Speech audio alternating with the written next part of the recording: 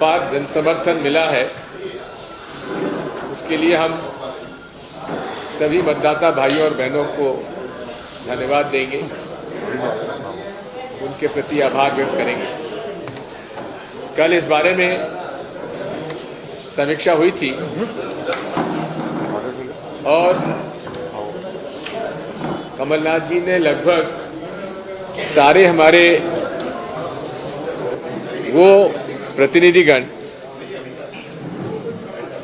जिन्हें क्षेत्र का ऑब्जर्वर व जिम्मा सौंपा था, उनमें पूरे तरीके से ये नतीजा सामने आया है। कोई ऐसी सीट, चलिए थोड़ा आप ही आगे आ जाओ यार। हो गया। अरे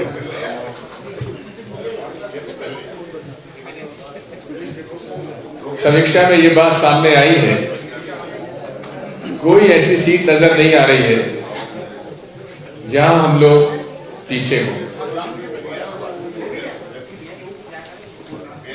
जनता चुनाव लड़ रही थी और पूरे हिम्मत के साथ प्रलोभन देने के बावजूद भी किसी प्रकार से वे प्रभावित नहीं कर पाए। हमें दुख इस बात का है कि माननीय चुनाव आयोग को हमने संवेदनशील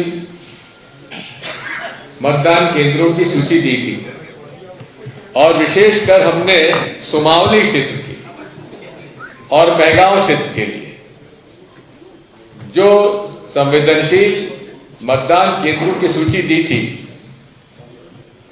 और नामजद हम लोगों ने बताया था कि कौन कौन पुलिस कर्मचारी वहां पर हैं जो इस प्रकार से भाजपा के उम्मीदवारों को सहयोग करेंगे। लेकिन सुमावली में दिन भर गोली चलती रही।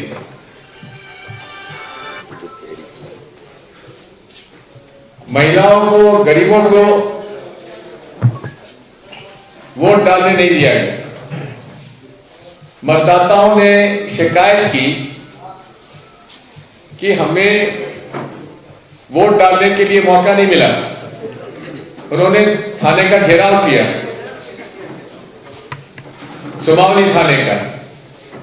उसके बावजूद भी मुझे इस बात का दुख है कि माननीय चुनाव आयोग ने शिकायत करने के बावजूद भी उसका संज्ञान नहीं लिया। रीपोलिंग की हमने मांग की थी महगांव में और सुमावली में।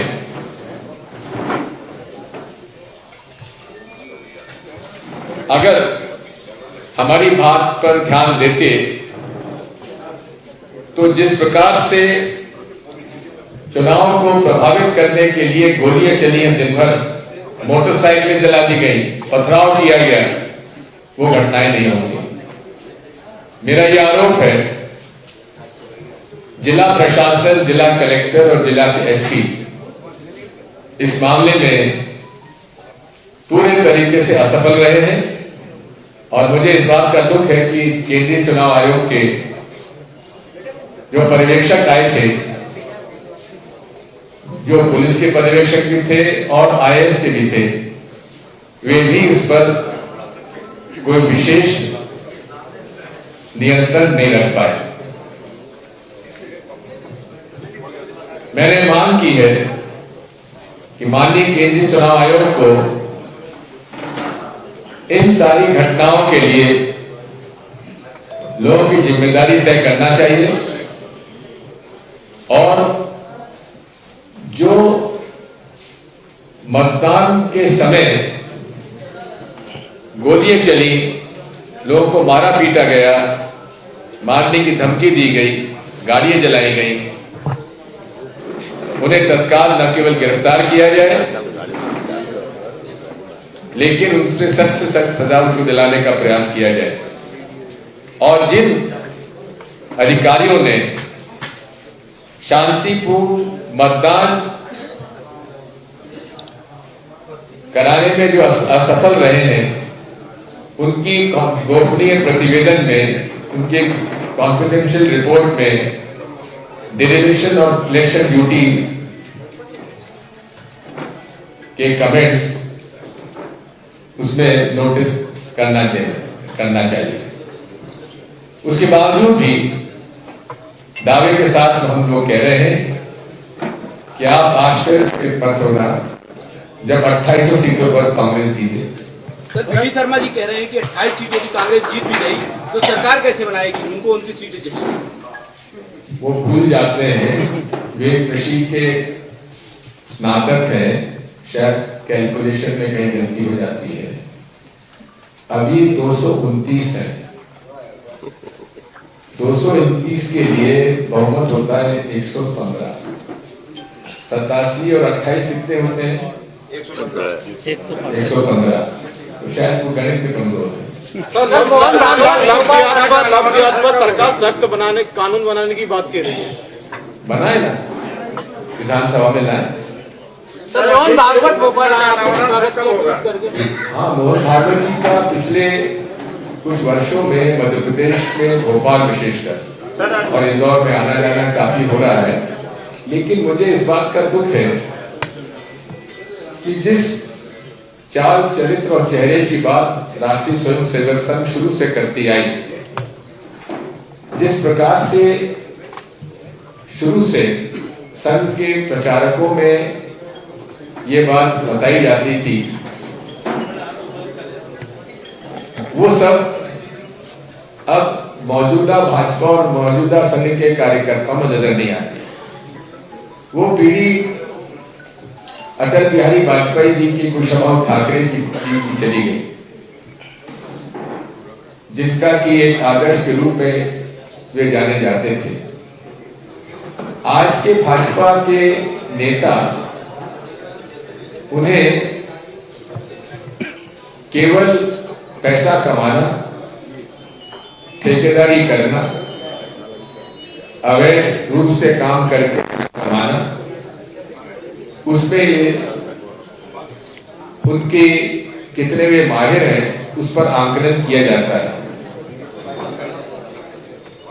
यही मैंने अनुरोध किया है मोहन भागवत जी से कि वे बाकी सब अपने जो संगठन का कार्य वो करें, लेकिन जो एक मॉरल कैरेक्टर होना चाहिए राजनेताओं का, आपके संघ के प्रचारकों का, उस पर भी तो ध्यान दें।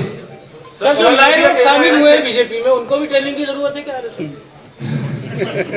उनको तो 35-35 करोड़ रुपए मिल गया। कह रहा है कि 10 तारीख के बाद शिवराज जी कहेंगे कि सिंधिया की वजह से हम लोग हार गए, और सिंधिया जी कहेंगे कि शिवराज जी की वजह से हम लोग हार गए। ठीक कहा कमलनाथ जी। सर जिस तरीके से विधायक नहीं हो रहा है सर, यहाँ पे आखिर तक जिस तरह से विधायक राहुल लोधी तक जिस तरह का सिलसिला चला, तो ये रिजल्ट की जो आप दावा कर रहे हैं, तो इस तरह की संभावनाएं तो और बढ़ेंगी। तो क्या आपकी रणनीति? देखो, बात ये है, टिकाऊ टिकाऊ रहता है, बिकाऊ बिकाऊ रहता है। तो उसको देखते हैं क्या होता है। सरकार में नहीं हो रहा है निश्चित तौर पर, निश्चित तौर पर अर्जुन सिंह जी की मूर्ति का अनावरण तत्काल होना और इस बारे में प्रयास करेंगे। सर ये आर्य प्रस्तुत कॉलेज में कार्रवाई हो रही है, सडनली हो रही है। इतने सालों से वो कॉलेज था, अब उसको ग्रीन लैंड में बता के जो है कंस्ट्रक्शन, तो ये टाइमिंग का इशू है क्या सर? बात ये है, भारतीय जनता पार्टी शक्ल देखकर काम करती है। जो स्थानीय विधायक यहाँ के हैं, रामेश्वर शर्मा जी, उन्होंने कितनी सरकारी जमीन पर कब्जा कर रखा है, किसी ने उसकी जांच की है क्या आज तक? या नियमों को तोड़कर यहाँ के माननीय मंत्री जो हैं, उन लोगों ने जो यहाँ जो काम किया हुआ है, उस पर कार्रवाई क्यों नहीं करते? सरकार ने कल फिर 1000 करोड़ का कर्जा लिया है। पिछले 7 महीने में 9 बार कर्जा ले चुके हैं। बात यह है कि केंद्र सरकार से जो जीएसटी का कंपनसेशन मिलना चाहिए वो नहीं मिल रहा है। हर प्रांत में दिक्कत है। लेकिन सिंधिया जी बोलते खजाने खोल दिए। ये खजाने में जब पैसा नहीं है तो खाली खजाने को खोलने का मतलब क्या है? ये सिंधिया जी बताएं तो कि कौन सा खजाना है जो कि शिवराज जी ने खोल दिया और जो कमलनाथ जी ने चाबी में बंद कर रखा था, ये बता दो दे। सर क्या उधारी लेकर घी पीने वाली कहावत मध्य प्रदेश में कोई नई बात नहीं है। जब 2003 में मैंने सरकार छोड़ी थी तब 23,000 करोड़ था। अब शायद 2 लाख करोड़ के आसपास है। 2,14,000 विकास हो रहा है मध्य प्रदेश। विकास कहाँ हो रहा है? विकास हो रहा है भारतीय जनता पार्टी के समर्थक ठेकेदारों का और नेताओं का और उन नेताओं से संबंधित अधिकारियों का। एक पीडब्ल्यूडी में ईएनसी को कितने साल तक रखा रिटायरमेंट के बाद, आपको तो मालूम है ना? बुंदेली बौछार की शानदार खबरों को देखने के लिए सब्सक्राइब जरूर करें और बेल आइकॉन दबाएं, तभी पूरी खबरें आपके पास आ पाएं।